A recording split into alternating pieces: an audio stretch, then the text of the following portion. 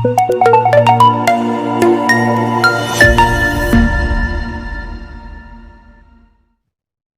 عليكم ورحمة الله وبركاته. فإذن سلامي دمان أصحابتي إذا إنجع لهاي إنا وذا في عنتينا رجينا دا في عنتين أنيغا نسيدوك الحمد لله وإذن عافمات خبا ما أنت دو إلهي كرالي نغضا إن شاء الله وحنجع ليستي إنا نكهدلو نولوش سدين كفهمي كرا هل كان ولواتن قضب أو مهم وكو افتيمنا يا نولوش سدين كفهمي كرا kuwaas oo isugu jiraan waayo aragnimo iyo talooyin noloshaada wax ka bedeli karta. Halka iga daawanaysaan waa YouTube-ka ama channel-ka Mahad Yaqub. Haddii nagu cusub tahayna waxaan ka codsanaynaa in markaas subscribe saarato, gambaleelkana furato si fariin walba aan soo dhigo qofka ugu horeeya arko inaan qatito. Haddaa ka mid ahaydna saaxiibadeyda marka waxaan idinku codsanayaa in oo like, comment, share iyo repostiga banoo taawatiin waa mahadsantiin. Lambar 1 ujeedada abuurista garashada in nolosha loo abuuray cibaado Alle iyo imtixaan ayaa furaha koowaad ee fahamka nolosha. Lambar 2 isbeddelka joogtada noloshu ma istaagto. Fahamsanaaw inay tahay wareegto u dhaxayso farxad iyo tiiraanyo, caafimaad iyo xanuun.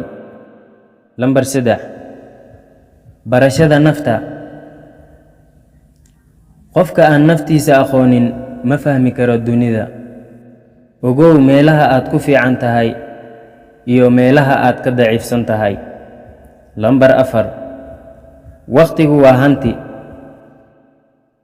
Faham in ilbiriqsi kasta oo ku dhaafo uusan soo laaban doonin. Noloshu waa wadartu waqtigaada. Lambar 5 samirka waxyaabaha ugu waaweyn nolosha kuma yimaadaan si degdeg dulqaadku waa nalka ku iftiimiya mugdiga. Lambar 6 xiriirka dadka. baro in dadka kala duwan yihiin. qof kasta oo aad la kulanto wuxuu xambaarsan yahay cashar uu ku baro. Lambar 7 cafiska. naceebka iyo argudashadu waa culeys aad dhabarka ku xambaarsan tahay ama aad dhabarka ku sido. si aad u horumarto waa inaad barataa cafiska. Lambar 8 barashada cilmiga. cilmiga waa nalka nolosha. qofka wax barto ayaa u arko fursado meesha uu jaahilka u arko dhibaato. Lambar 9 maamulka maaliyadda. nolosha maadiga si aad u fahanto baro sida loo maareeyo waxa aad gacanta ku hayso. Lambar 10 caafimaadka. jirkaada iyo maskaxdaada oo caafimaad qaba ayaa kuu sahlaya inaad nolosha ku raaxaysato. Lambar 11 qanaacada. faham in qaniga dhabta uu yahay qofka ku qanacsan waxa uu haasto isagoo u halgamayo wax ka sii fiican. 12 guuldaradu waa cashar. ha u arkin guuldaradu dhammaadka nolosha, balse u arag inay tahay talaabo aad kor u kaxayso khibradaada ama talaabo khibradaada ay hor u sii kordhayso. Lambar 13 dhageysiga. wax badan dhageyso, wax yarna hadal. dadka aamusan ayaa inta badan si qoto dheer u fahma nolosha. Lambar 14 naxariista. inaad dadka iyo duunyada u naxariisato waxay noloshaada siinaysaa macno iyo degnaan gudaha Lambar 15 xuduudaha ama boundaries. baro inaad maya tiraahdo marka loo baahdo. Ha u ogolaanin dadka inay noloshaada maamulaan. 16 xisaabtanka nafta. maalin kasta isweydi, maxaan maanta soo kordhiyey ama maxaan khalday maanta. lambar 17 awoodda ducada. garashada in wax kasta gacanta Alle ku jiraan waxay kaa saaraysaa walwalka mustaqbalka. lambar 18 ku noolaanshaha maanta.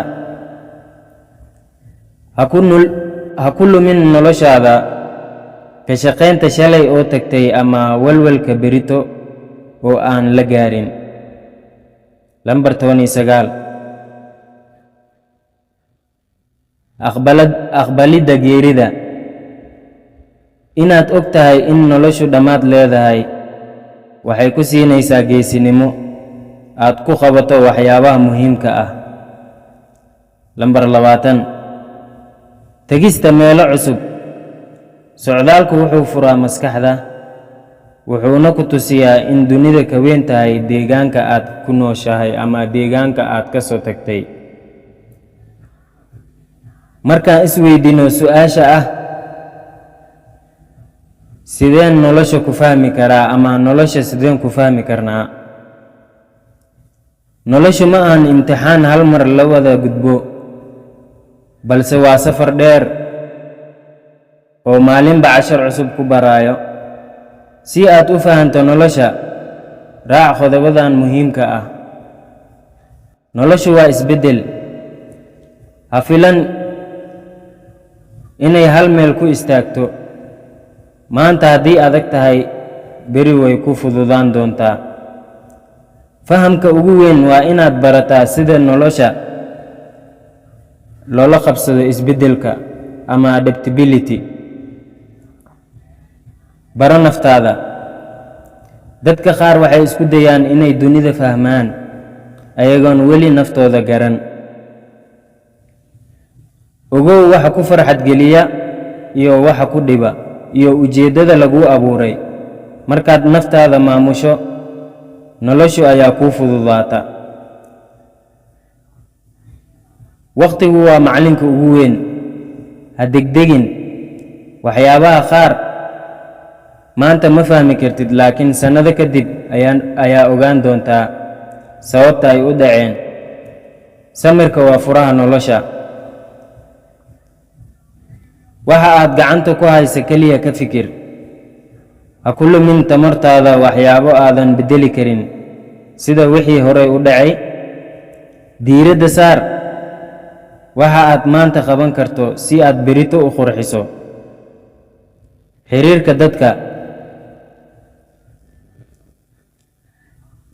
nolosha macnaheedu qaar ka mid ah wuxuu ku jiraa caawinta dadka kale iyo naxariista. markaad dadka kale u naxariisato ama noloshooda aa iftiimiso, taada ayaa iskeeda u iftiimayso. gunaanadka hadalka.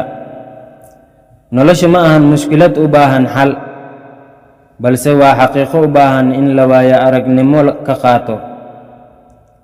ha isku dayin inaa wax walba kali fahanto. keliya ku noolaaw si quman. xiriirka rabbigaagana hagaaji. haddaad nala soo gaartay dhammaadka, waad ku mahadsan tahay dulqaadkaada. laygtan ha naga iloobin. haddaad ka faa'iidayne walaalahaada kale la wadaag si ay ayagane ugu faa'iidaan. halkaa iga daawanaysaan waa channelka Mahad Yacquub.